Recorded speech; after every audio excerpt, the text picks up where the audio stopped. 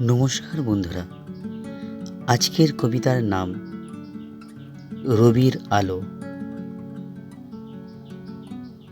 কবিগুরু রবীন্দ্রনাথ ঠাকুরের প্রতি আমার বিনম্র শ্রদ্ধা ও প্রণাম। একটি স্বরচিত কবিতা। কবিতার নাম রবির কিরণ। লেখ পাঠে গোপাল দাস।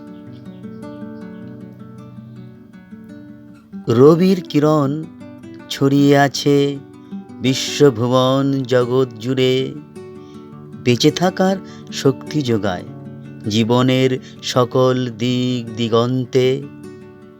সবাই যখন পথ হারায়, নতুন পথের খোঁজে দিশেহারা, তখন রবির আলো দেখায় পথ জীবনের সঠিক স্থানের ঠিকানায়। রবির আলো ভীষণ ভালো, সকল জটিলতা কাটিয়ে দেখায় পথ। রবির আলো লাগছে ভালো প্রাণে, বেঁচে থাকার পথ খুঁজে পাই ভালো মন্দ আসল মানে। অন্ধকারের আলোর ঠিকানা, রবির দ্বারে আলোর কিরণ। নমস্কার।